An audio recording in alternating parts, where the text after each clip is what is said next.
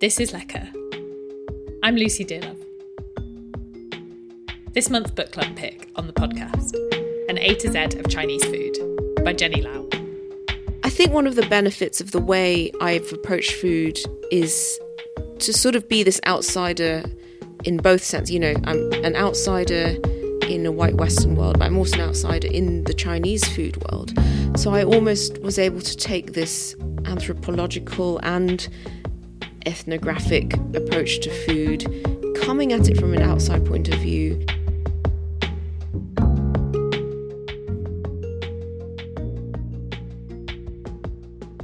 An A to Z of Chinese Food began life as an essay series on the multidisciplinary platform Celestial Peach, founded by Jenny Lau to tell and connect stories about the Chinese diaspora. As well as writing about food and culture, Jenny does extensive grassroots work as a cook and community organiser. And if you follow her on Instagram, you'll be well versed with both the incredible food events she puts on and with her extraordinary skills in the kitchen. As I say to Jenny in this episode, what makes her such a remarkable voice in food writing is her focus not just on documenting, but also on doing. She's at the heart of the communities and community activity that she writes about, and this gives her work a unique perspective. She's very heavily involved with the ESCA Community Centre, formerly known as Hackney Chinese Community Services, organising events and working in the kitchen. And she talks to me here really movingly about the impact that working there and being in the kitchen and being in the space with people of all sorts of different ages and backgrounds has done for her when it comes to building connections with kind of a wider community, yes, but also within her own life as well.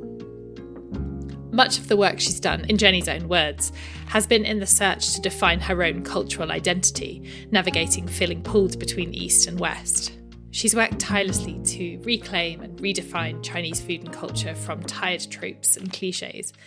And the A to Z of Chinese food is an anti-glossary, not concerned with overdone conversations around authenticity, instead offering a new way of thinking about Chinese food. Before we get into this episode, I'd love to tell you how you can support Lecker. Lecker is an independent food podcast that's been running since 2016. It's almost a decade. I can't believe how that's happened. Generally, the podcast is funded by a dedicated, very appreciated group of paid subscribers on Substack, Patreon, and Apple Podcasts. So this main podcast will always be free to listen, free to access. But if you've enjoyed the work that I've done here and you're in a position to do so, you can pay a small monthly or annual subscription to help fund future work. And there's a bit of bonus content that's exclusive to paid subscribers on those platforms I mentioned as well. You can find the links to this in the show notes. And if you're not in a position to do this right now, that's completely fine. I really appreciate you listening. If you could leave a rating and review on the platform that you're listening on, Apple Podcasts and Spotify are the kind of main ones that allow that rating or review. Or even just send an episode to a friend or tell someone about it, post it on Instagram. That would be amazing. All the shares help get this independent podcast out to more people, and I'm really grateful to you for listening. This is Jenny Lau in conversation about her book, An A to Z of Chinese Food, at home in South East London.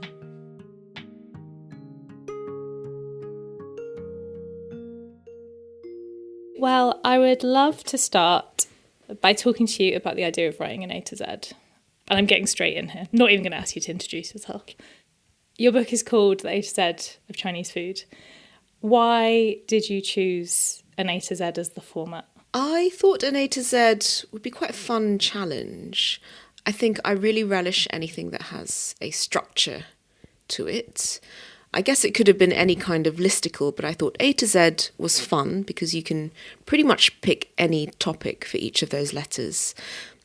But crucially, I also like the idea of being subversive with the A to Z, because quite often people look at food-related A to Zs and think that, oh, well, it's going to be a compendium or it's going to be a glossary that explains different ingredients or different dishes or different techniques. And I really wanted to subvert that expectation. So you're not going to get, well, you do get T is for tofu, but you don't get T is for how to cook tofu. And there's definitely, that was something that I felt I was thinking about while I was reading the book, that there is this implication of like definitiveness with an A to Z, and you're very explicit from the start that it's not that. And even within, there's subversion even within the kind of use of the letters, such as the last chapter, which is Z is for Zongzi. Thank you. But you talk about how the Zongzi is also known by different words that do not begin with Z. So I really liked that kind of like, even within the structure that you had chosen, it was kind of like, it's not what you expect. And I think that really spoke to the kind of playing around with language in the book, and I guess like a cultural critique of language within Chinese food as well, which I really loved. You talk about not including recipes as a kind of act of resistance. Talk to me a bit about that. I think that anyone who operates in a food space, which I have done for a while, there's always an expectation that you have to commodify yourself in some way. And I guess the two ways in which we commodify ourselves are firstly either by selling food, in the form of a restaurant or as a chef. And the second way would be to sell recipes. And I was constantly being asked, like, when are you going to write a cookbook? When can I get that recipe? And I think there's this incredible pressure on you to create something definitive, to go back to that word you chose, present it in the most palatable way possible to an outsider audience. But I find that in doing so, there's this compromise that takes place, and you're both compromising towards your consumer because you're kind of changing something very essential and trying to define something indefinable into something on paper. So what comes across is something that is almost, to use the word, inauthentic. And at the same time, you're also compromising towards yourself and towards perhaps your culture or your heritage.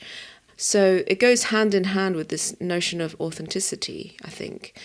The fact that you are expected to somehow document a living, adapting, breathing cuisine, and to be authentic in doing so. It is interesting that cookbooks are kind of the dominant form of mainstream food culture, right? Like I think about that a lot, especially as somebody that is super interested in food and will never write a cookbook. There is an expectation around it sort of in any field, but they are so commodified. Like we produce so many of them. It's got to the point now where you wonder what there is left to write in a recipe, because it is, I mean, obviously there are vast swathes of still uncovered places and foods within that, but they've almost become meaningless as a form because there are so many of them.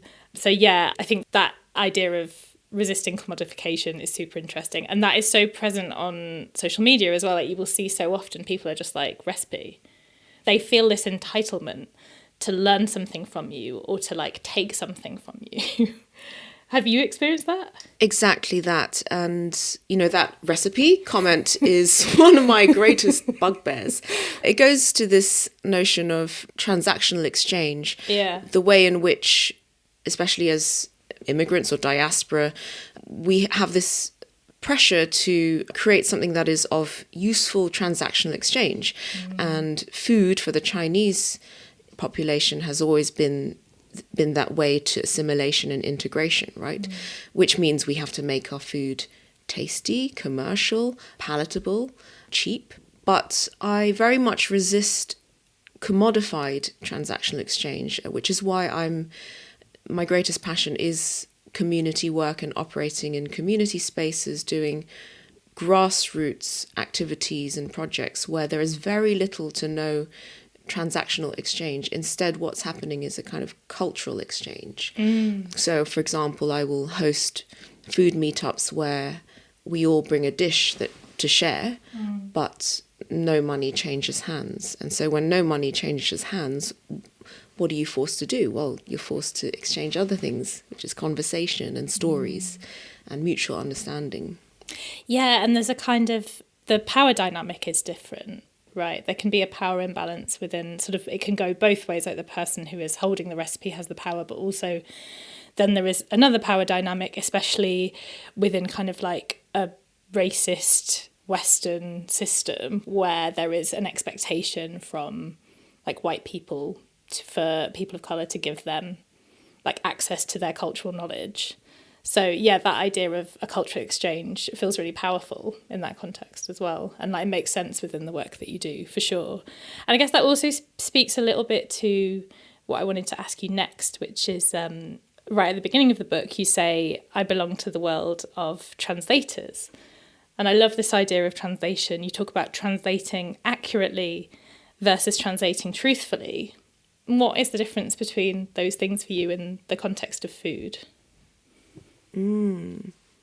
So that's a really interesting one. We are so obsessed with translating accurately, and people will argue over, well, what words or what sentence formation is the most kind of accurate way to, put across this ancient Chinese poem, for example.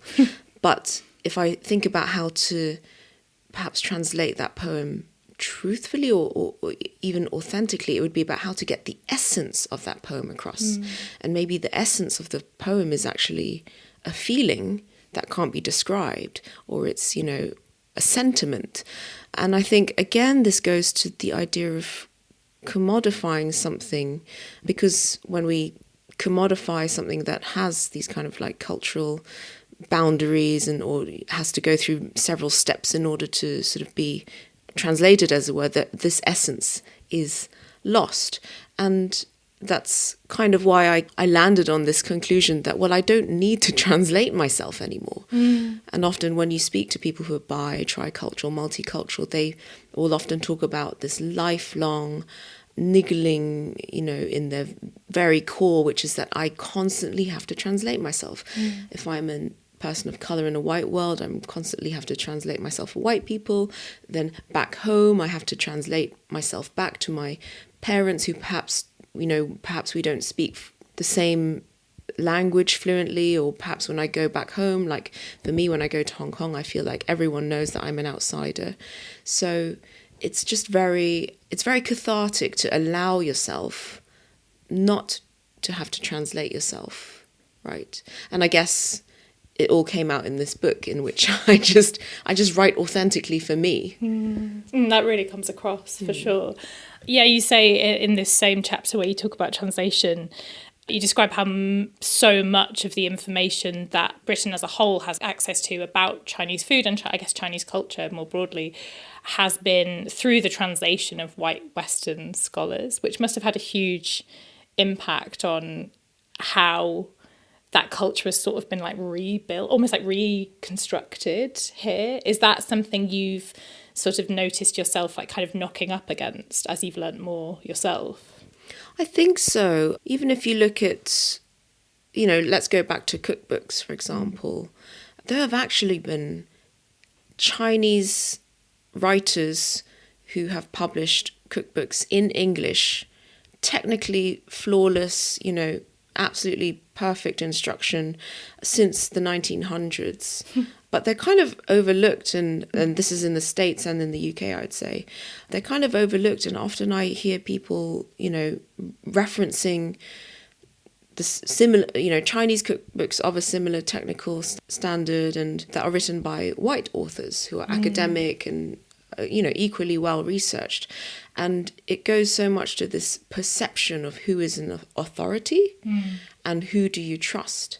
I think, perhaps it's not the case now, but certainly at least 20, 30 years ago, you would maybe look at two versions of a Chinese cookbook, one written by someone whose name you can't pronounce, even though that person's Chinese, and maybe the other is a white author, and you'd go, you know what, I kind of trust that one because that person's going to explain it to me in the language I understand and make sure it's not too scary and, there's nothing too icky about it. So I think it's changing now. But at the same time, I've moved beyond that. I don't want to write a cookbook that is technically flawless. I actually want to go beyond the food. And a lot of my peers in the Chinese community are the same. We're writing about much more complex topics now. Yeah. Well, I guess that it makes sense because you talk in the book about how food is basically how you stitch together your multilingual story. Can you tell me a little bit about that process? Because it happened it wasn't a childhood thing for you, right? It was something that you started to figure out more as an adult. So tell me a bit about how food fitted into that for you. Sure. I came to food much later in life, I'd say in my early 30s. And I'll caveat by saying I grew up in Hong Kong from the age of 0 to 11. So I grew up eating really beautiful kind of Cantonese home cooking. I grew up going to wet markets, which was the way you would shop for ingredients. It is now becoming a much rarer sort of form of provisioning in Hong Kong. So people are going to supermarkets now. But I remember going to wet markets with my mom and shopping for fresh ingredients there. And I guess you could say that I grew up eating Chinese food, or as I called it, food.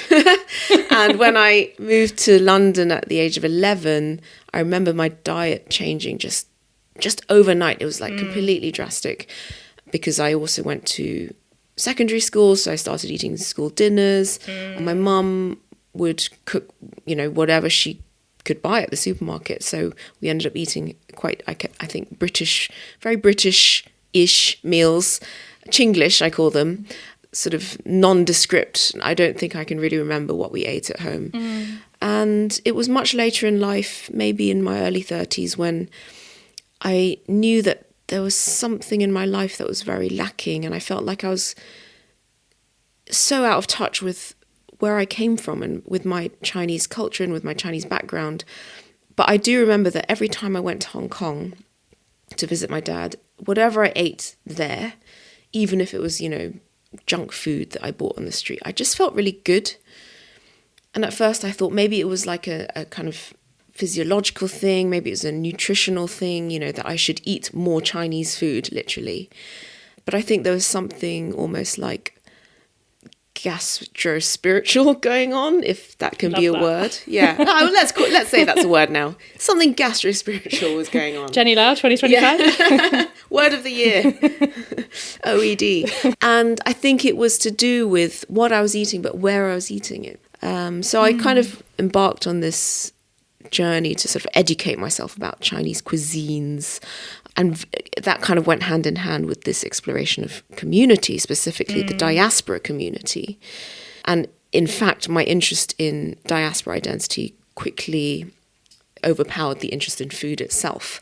But I found that food was the best way to get people to talk about identity, because the Chinese diaspora is so diverse. We don't all speak the same language. We don't all have the same experience and migration journeys.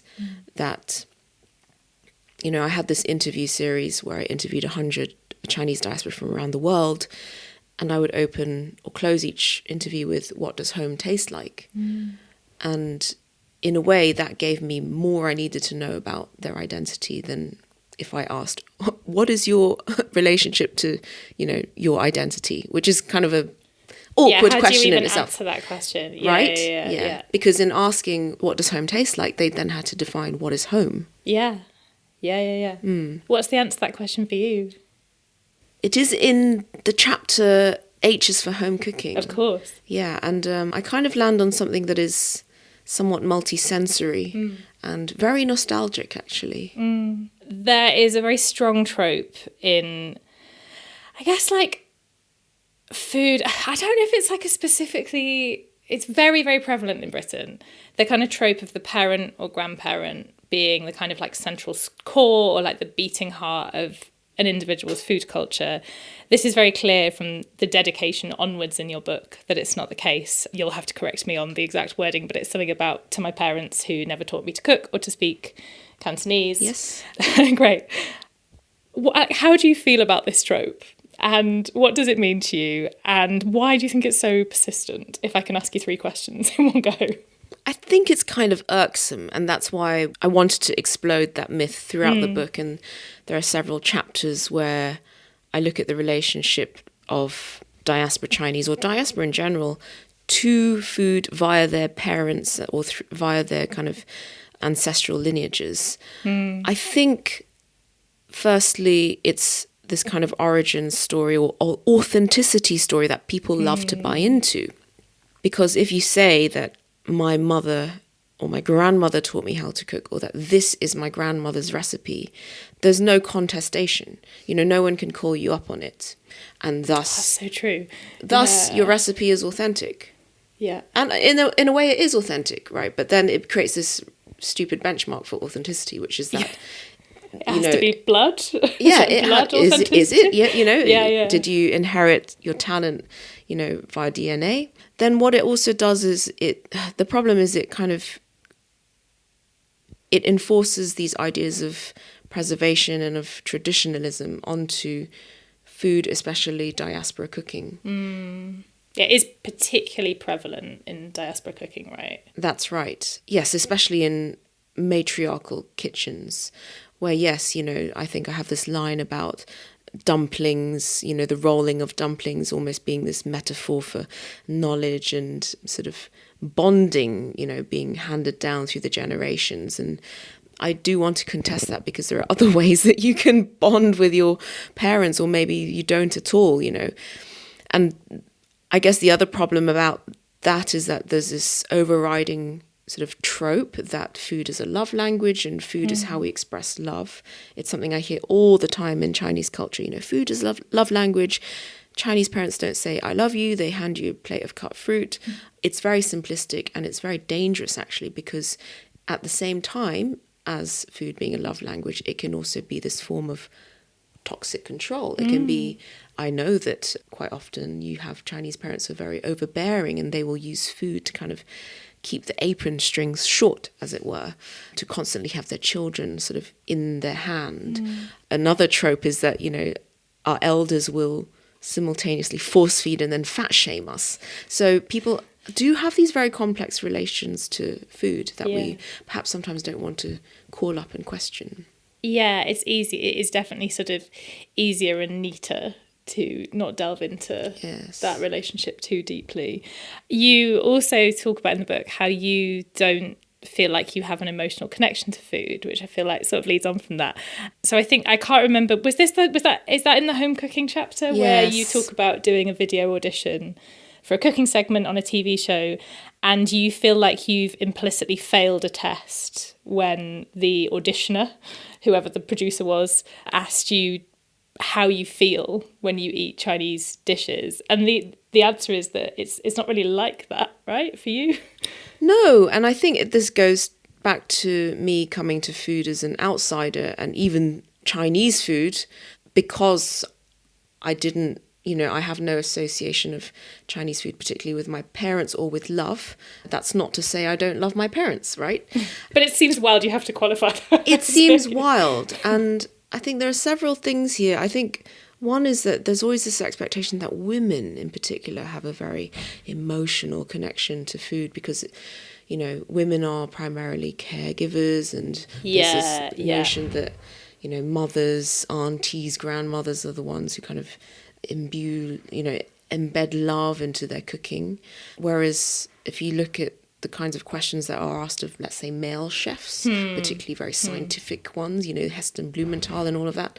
I know Heston Blumenthal uses nostalgia as a kind of recurring thread in his cooking. But he's allowed to do that without a family connection. He is, right? And he's allowed to do it in a very scientific way. Yeah, yes. Yes. I love that comparison, actually. That's so true. Like, no, has anyone really ever asked Heston Blumenthal about his grandma? Like, I mean, I guess they have, but probably not in the same way. Yeah. Yeah. I think one of the benefits of the way I've approached food is to sort of be this outsider in both senses. I'm an outsider in a white Western world, but I'm also an outsider in the Chinese food world. So a lot of my peers in the Chinese food industry were, for example, takeaway kids or trained as chefs. And so they're kind of embedded in that system. And they have this emotional connection to food because food for them was livelihood, it was family, it was business, it was sustenance. So I almost was able to take this anthropological and ethnographic approach to food, coming at it from an outside point of view. I started with those 100 interviews before I even turned the questions on myself. And in a way, it gave me this distance to it where I could look at it a bit more objectively before deciding what my emotions had the potential to be. And also because obviously your work has involved a lot of writing, but your work has also involved probably arguably more doing. And I don't know if that's true of a lot of food writers. I think there is a lot of kind of like absorption, but not necessarily the sort of work you've been doing. And I find it, it's sort of interesting to hear you describe yourself as an outsider. And I completely respect that, like, that kind of like central bit of how you feel. But to see your work at the East and Southeast Asian Community Centre is to see you as this, the kind of like, you're like kind of at the heart of this amazing hub. So maybe tell me a little bit about, because this is something that you built, it's not something that kind of you stepped into naturally. Tell me a bit about building that community and what it means. I think you've kind of nailed it there. I constantly want to learn by doing and absorb by doing. That centre is like a second home to me, and it is there that I was able to actively build this my grassroots community, not the grassroots community, but a grassroots community around me, one by one. And this includes, people who I physically see and meet up with and have conversations with, as well as the extended network around the world, whether it's through online interactions, through interviews, through collaborating on projects where we never actually physically meet, but we, do them online together.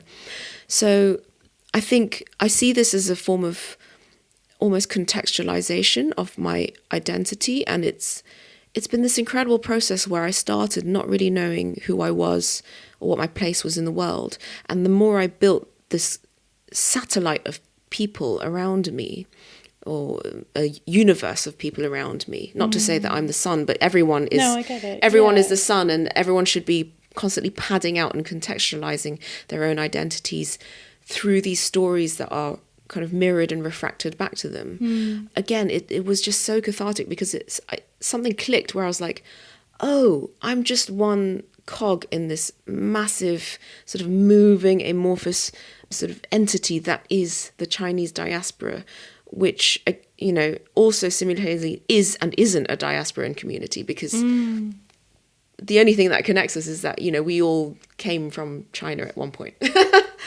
Right? That's the thread. That's the thread. But yeah, so I think what I've latterly realised, actually very recently, is that the reason community, that space has been so important to me, is that I'm constantly searching for this feeling of home and of family. And that's not to say that I don't love my nuclear blood family, but I also felt like I was lacking something, because in moving away from Hong Kong, I moved away from my father's extended family. My mother had already moved away from her massive extended family in Malaysia, and she'd moved when she was 18 to the UK and never returned. And so I was already twice removed from my mother's side and once removed from my father's side, and that's been for a good 30 years. So I think being able to choose your family is such a privilege, and I'll do anything to keep it around me. I think there's also some sort of, and I don't quite know how to articulate this, but it's something I think about. I think there's so much prioritizing of kind of blood family, whether that's parents or siblings or like children, that I think it's really powerful to, build really strong connections with people who aren't related to you. And that's so important, because that is how we build like a world that feels better or more equitable, or like however you want to view it. That feels so important. Yeah, I think nowadays there's this overuse of the word community, actually. Yeah, that's fair. Yeah, but I think it really is a community at the ECCC. What I love is, and I've taken this for granted now, but I'm there at least twice a week, sometimes 3 or 4, and it's totally intergenerational. I'm hanging out with people from the age of, I'd say, 20 all the way through to 80 on those days. In the kitchen where I now work, we are often 3 generations in the kitchen. Wow. So the head chef is 20 years older than me, so she's like an older cousin, fun older cousin. Then we'll have volunteers who are half my age. We'll be speaking at least 4 different languages in the kitchen.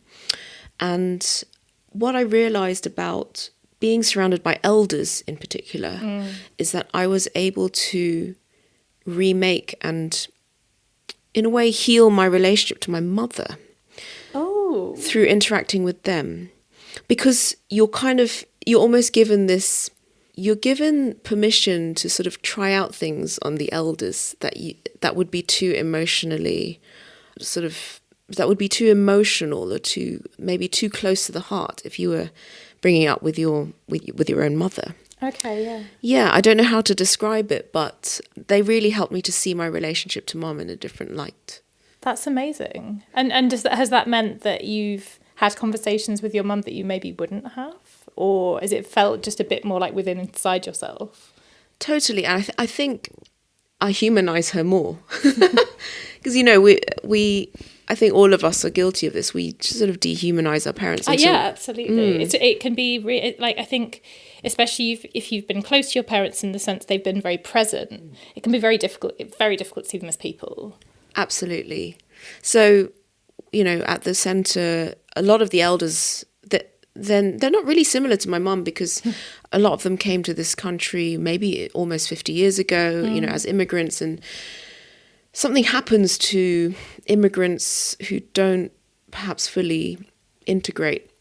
They kind of develop this interesting persona, I feel. I'm not a psychologist, but I have observed a lot of the elders. Yeah, I've observed a lot of the elders who come to our centre, and there's a reason they come to the centre, which is that they haven't fully integrated. They haven't, fully mastered English. A lot of them don't speak English at all. So they need the help and the services that the centre provides. They need translation. They need, hand-holding. They need that socialisation, because they're isolated otherwise. And I've discussed this with a lot of my friends who have immigrant parents, and we all discuss the kind of weird neuroses of our parents that we all thought was a personal trait, but actually is an immigrant trait. Okay. So my mum, I love her dearly, but she has these sort of neuroses that, other friends were like, yeah, my parents do that too. They're very scared to go out. They like what they know. And then, there's like some hoarding behaviors or catastrophizing. And then I look at her and I compare her to all her brothers and sisters who never left their home. And she's completely different. They're all carefree and relaxed and very progressive and liberal. And she's sort of like, she was like the odd one out. It throws into light this question of like, well, is it really aspirational to move abroad? That's so interesting. Yeah. Because there's definitely an understanding, isn't there? That sort of within a lot of cultures, I think that this idea that like travel is progressive and like to settle elsewhere is like, exciting and like you say, aspirational. But if the trauma runs so deep, is it worth it? That reminded me of the chapter in the book where you talk about, is it yeet hey? I'm so sorry. Yeah. And you basically contextualize the idea of yeet hey as it was passed on to you. And then you think about what it actually meant. And it could have been like undiagnosed depression or structural racism, or is that kind of like where you were coming from in that?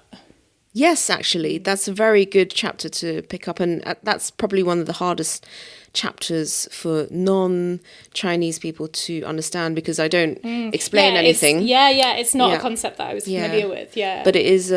It's a sort of. It's a cultural term that we all kind of intuitively know, and that our parents kind of manipulate to get us to do what they want. It's sort of like a popular belief. Yeah, wet hair gives you yeet hey. One of them, right? Yeah. As long as it's something they don't approve of, it's yeet hey. And how do you? Well, are we allowed to flip that back on our parents and point out all the things that all the behaviours that we also are concerned about? Yeah.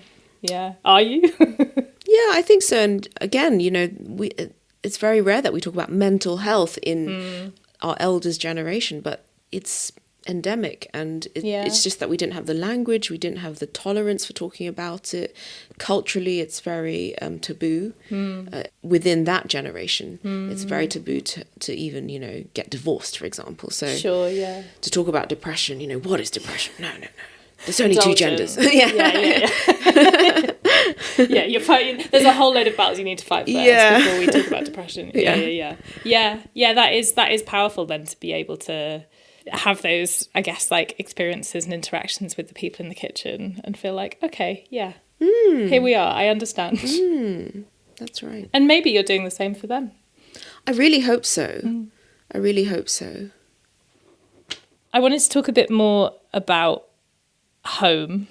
Particularly, one of the sort of branches of what you do that I really love are your knife videos. The ones you've been doing recently, and there was the snake and the chrysanthemum. And in the chapter in the book where you talk about knives, you talk about kind of this macho food culture associated with meat as well, and knives. Was kind of like using a knife and like making this content and writing about it in the book. Do you see it as a kind of reclamation? Like, do you want to reclaim this skill so it's not just in that sphere? Absolutely. I think you've hit the nail on the head. Or carved the vegetable. Yeah. Softer, more feminine analogy. Yeah, and bear in mind, I wrote that chapter on the knife a few years ago. Ah, that's interesting. Yeah, okay, and since then I've been working in a kind of traditional Chinese kitchen and sort of sharpening my knife skills and really enjoying it. Pun very much intended. Really enjoying it and realizing that it's such a beautiful craft. Yeah. And it actually isn't. A lot of people assume that, using a Chinese cleaver is about strength and about this and that, but it's purely about skill. You don't need to be particularly strong. All you need to do is work hard and, skill, and also breathe and focus. And I think there are these beautiful, delicate things that you can create with knives, right? And we often overlook those things in favour of like the big hunks of meat that you can carve and chop. And I just really wanted to show I hate to say this, but the femininity of a knife.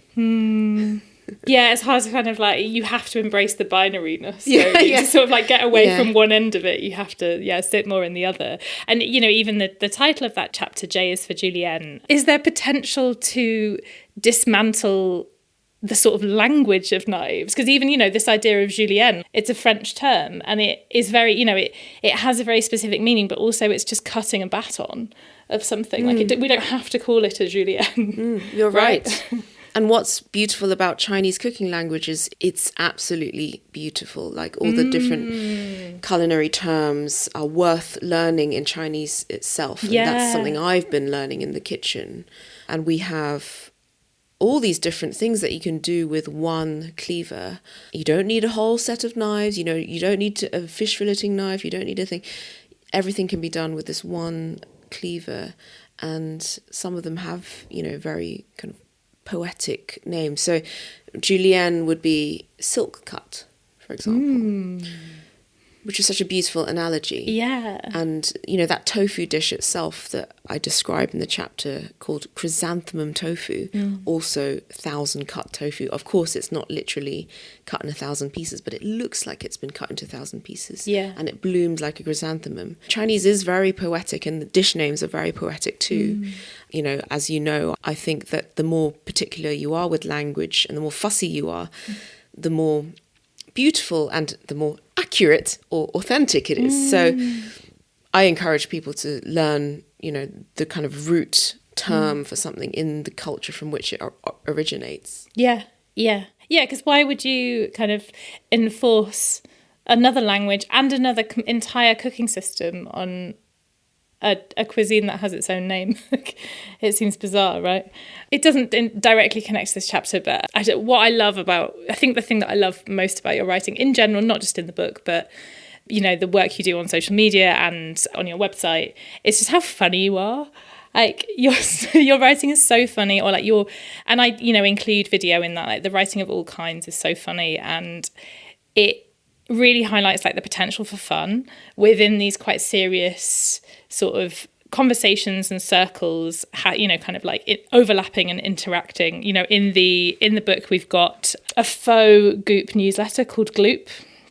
I enjoyed that a lot. Transcript of a keynote training speech by a lazy Susan, a fictional MA thesis about QQ as feminine, and the diary of a rice cooker, to name but a few. What was it about these forms of writing that felt right for what you were talking about? I'm glad you enjoyed those chapters. I think humour is a very important sort of counter to some of the heavy topics in the book. Because, the book pretty much ticks off, like a lot of colonialism, cultural appropriation, fetishization, orientalization. And so I just thought it was very wide. With 26 chapters to play with, you want a bit of levity in there, if only for my sake. Sure. I was writing these chapters on a monthly basis. Yeah. And after, a heavy month of research into Orientalism, maybe I just want to write a satirical piece.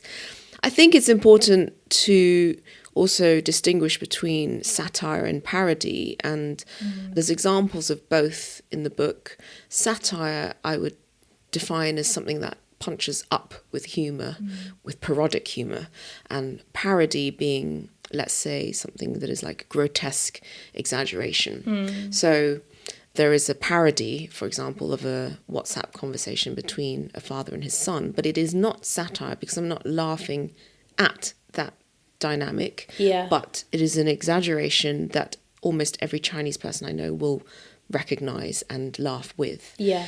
Whereas the Goop parody is satire.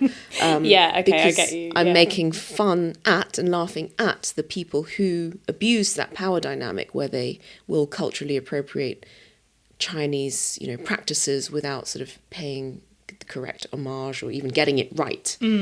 So I really appreciate you kind of making that distinction, because I think I hadn't quite separated in my own head, and that makes a lot of sense. And both of those forms that you describe are so different from other kind of parodies that we've perhaps seen of Chinese people in white Western culture.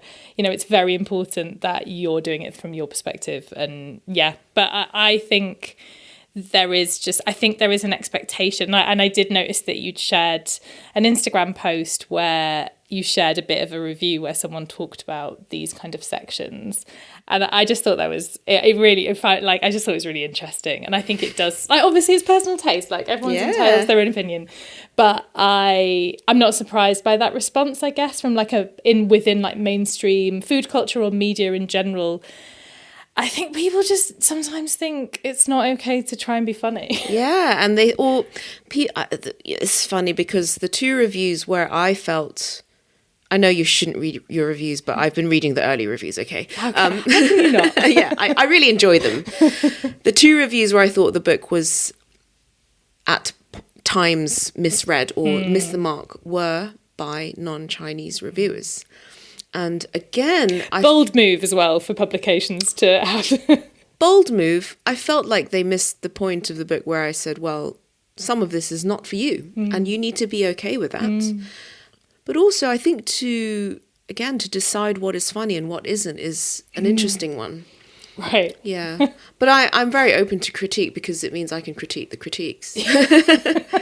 It's fair play. It's fair game. Absolutely. It's cultural exchange. Yes. Non-transactional. It's definitely non-transactional. You are, in part a Londoner. That is a big part of your identity. How has London affected how you cook? It's a broad question, but are there particular restaurants that have been a really important place for you, or particular places where you buy food? Yes, I love London so much and I feel so privileged to live in London every day. The way I cook is I base all my meals around plants and vegetables because I am primarily plant-based. And so I've lived in several places in the last 15 years. Firstly in Whitechapel for a good decade, then in Haggerston, and now I'm in New Cross in South London. And the first thing I do when I move to a place is scope out the local markets, what we would call ethnic grocers. I think I even mentioned in the book, I don't know what the PC term would be, like urban bodegas. I think with the urban bodegas. Yeah, British bodegas. I really like that. And I'll see what they're selling, So Whitechapel obviously has a large sort of Bangladeshi population, and the vegetable market there is amazing. You can get all these South Asian vegetables. I love looking at what's in the £1 a bowl section. In fact, today I got two types of aubergine. The fat ones, are they the Turkish ones? And then I got the skinny ones, which is what South Asians would use. Okay. Long and thin. And in Haggerston, I was next to Hoxton Market, which has some really great Turkish-owned, sometimes they say Turkish, but they're actually Kurdish. So Turkish/Kurdish-owned greengrocers, where I could get the best chilies and dried, they had like these dried aubergines again and pomegranates, and then here in South London, in New Cross, I'm close to Deptford, which is a large Vietnamese population, and there's also a significant Latin American community here and Caribbean, so it's a real mix. So I love to go on my weekly shop to the market and just see what I can get and base my meals around those. But I always use Chinese recipes because I'm constantly, the only thing I want to cook is Chinese food. Fair. Or, now and again, Southeast and Southeast Asian. Yeah. Mainly Southeast Asian. In a cold country, you need, something bright and spicy, I think. Yes. And I'll use Chinese recipes or cuisines as my lens onto those vegetables. Or maybe it's the other way around, Yeah. So I'll look at the I like aubergine that. and think, well, we would do it this way, but this aubergine's slightly different. So how will I, how can I mesh the two What is together? the aubergine telling me? Yeah. What? Yeah. And fascinatingly, as you know, I'm very passionate about language, so I'll look up the name of that vegetable in its native language and work out things about that vegetable. Because if you Googled it in English, you wouldn't really get the answer you wanted. Yes. You go back to the root name, and sometimes I've found that, it's just this Chinese vegetable, but a slightly different variety. I found that trick with green papayas, by the way, because green papayas are very sought after. If you're looking to make som tam, which is a very trendy Thai salad, it can cost $14.99 per kilo in an Asian supermarket. Right. But if you go to the South Asian markets, it's selling for £5 a kilo. It just is listed as a different name. Genius. But that's also fascinating. It is. Yeah. And once people cotton onto that, they're like, oh my God, why didn't I know that? I just need to go to Whitechapel and look for that thing. Somebody's going to be doing a shopping hack TikTok about Yes. that before you know it. And what about your kind of more like your pantry? What are your pantry essentials and where do you get them?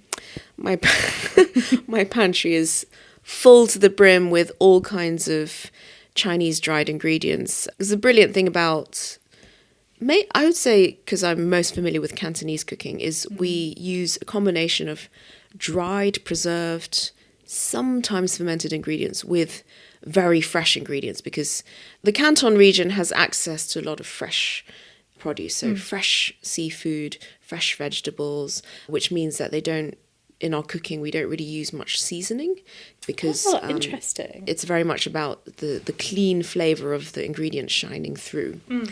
And the way you add flavouring or depth to that light, fresh ingredient is sometimes with these preserved ingredients. So fermented black beans is one that adds umami. Soy sauce, obviously. You sometimes use like fermented mustard greens in particular dishes. A lot of fermented fish products, so oyster sauce, dried shrimp. So you have these many layers in a dish, and once you understand the principles of how to cook, not necessarily what to cook, then I think that in itself can create a Cantonese meal out of anything, right? I always think it's not about the ingredients you're cooking with, it's the philosophy of how you cook and understanding, almost like building a perfume or understanding how to talk about wine. It's like the top notes, the mid notes, the base. Yeah. That's not an idea or an approach that I hear communicated very much, if at all. Really? But I feel like there can be a lot of policing of dishes via ingredients, Yes. sort of an implication that you have to have a certain thing to make it like this. And I think in lots of cases that can be true, but I really like the idea that that's where creativity is sort of born, by taking something that isn't maybe what they would cook with in China, but by applying the principles of how to cook with things in a Chinese way, whatever that might be, whatever region of China that might be, you can create a Chinese dish. That's right. And, even when I've been doing plant-based cooking for a long time, people say, well, you can never cook Chinese food if you don't eat meat. And which is untrue, because firstly, You've been doing it. I've been doing it, and there's all these subsects of, veganism that no one knows about. Well, they do now, but there are also dishes that are just, I hate this term, accidentally vegan. What do you mean? It's a vegetable dish, right? Yeah. The way that meat is used in pretty much most of China's regional cuisines is that meat is added last as flavor, not necessarily as the main event, right? So the meat, a little bit of minced pork with the dry fried green beans adds umami and adds texture. So if it's umami and texture we're looking for, then we can just totally find something else that has umami and texture. It can be dried mushrooms. It could be fermented black beans, right? Yeah. It could be a little bit of crushed up toasted nuts. Yeah. Finally, before we finish, Celestial Peach is the platform you created quite a few years ago now, and the essays, as you've said, the essays in the book were self-published first. I guess I'm curious how you feel going from self-publishing to more traditional publishing. Like, how has that process felt, and what do you hope to achieve from it? I think I was very resistant to publishing a book. Were you? I was at the very start, and that's why I was self-publishing. Yeah, I contradicted myself about 2/3 of the way in. When I started the A to Z, I honestly didn't think I'd get further than C or D. And it was kind of a project that came out of post-lockdown and wanting to sharpen my writing skills and researching skills, and just find an outlet for long-form writing where I could just say what I want, really. Like, internet rants, but with structure. Ideal. Ideal. And now everyone's doing it on Substack. You're ahead of the game. Yes. But when I got to S, I thought, you know what? I'm getting this live feedback loop every month, because every essay I'm publishing, people are responding to it. It's very thought-provoking. I'm getting great sort of insight. Some people agreeing, some people not. But the main thing was that I knew I had a readership. And I started seriously looking for an agent, and then with my agent, we pitched to publishing houses. I wouldn't say the process itself has been frustrating, but it's slow. And that was kind of why I was very resistant to this idea of publishing a book. I knew it would be slower than I usually move, which is at, immediacy, right? Yeah. And responsiveness, right? Yeah. And a lot of the essays were written in response to things. So if you read the book chronologically, you will see that it goes from almost this naive place of searching for authenticity through identity. Next topic, bat soup, so that's very Corona. Very telling, Corona adjacent. And then all the way to the end, which lands on this almost acceptance of a communal kind of identity and sense of peace. But I think if I could do it again, I would go back and do... Non-fiction writing is very labour intensive, and I would definitely do all the right things, such as proper footnoting and citation and getting people to sign waivers when I interviewed them. Oh boy, yes. Yeah. But it was the process itself that I enjoyed the most. As with anything, it's the doing, it's the having the conversation, it's doing that research. I don't care if, in 2 years' time, maybe one of the chapters feels a bit dated, because it's a snapshot of a zeitgeist.